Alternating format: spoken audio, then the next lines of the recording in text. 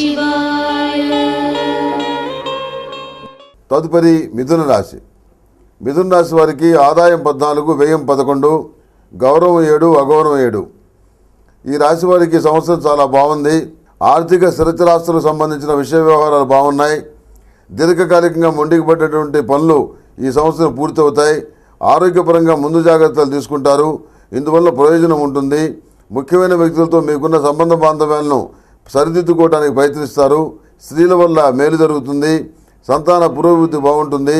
మీ శక్తి సామర్థ్యాలను నిరూపించుకొని మంచి ఉద్యోగాన్ని సాధిస్తారు. మీ ఆలోచన విధానం ఎవరి ఊహలకు అందనట్లుగా ఉంటుంది. సహోదర సహోదరి వర్గాన్ని ఆదుకుంటారు. ప్రభుత్వ పరంగా రావాల్సిన ప్రయోజనాలను నానా కష్టాలు పడి సాధించుకుంటారు. సానుకూలపరుచుకుంటారు. ఉద్యోగంలో ప్రమోషన్ లభిస్తుంది. వృత్తి ఉద్యోగాల్లో మీ బరువు బాధ్యతలు మరింత పెరుగుతాయి.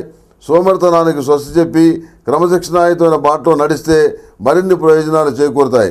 శుభకార్యాల విషయంలో మీ అంచనాలు నిజమవుతాయి. శుభకార్యాలు నిర్విఘ్నంగా జరుగుతాయి. పిల్లల వల్ల చిన్న చిన్న చికాకులు సమస్యలు ఏర్పడినా అవి పెద్దగా లెక్కించదగినవి కాదు. మనోహరమైన మీ మాటల విన్యాసంతో ఎదుటి వాళ్ళను ఆకట్టుకుంటారు.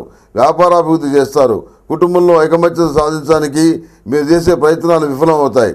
కొంతమంది వ్యక్తుల్లో మార్పు రాదని చాలా ఆలస్యంగా గ్రహిస్తారు. మీ కళ్ళ ముందు జరుగుతున్న అన్యాయాల్ని నిరోధించలేకపోతారు. కొంతమంది నోటికి భయపడి అన్యాయాన్ని సైతం ఆమోదిస్తారు.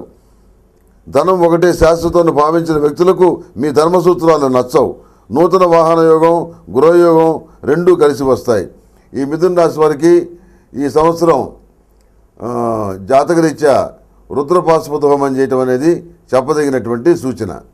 మిగిలిన పూర్తి ఫలితాలు శుభతిథి పంచాంగంలో పరిశీలించుకోవచ్చు.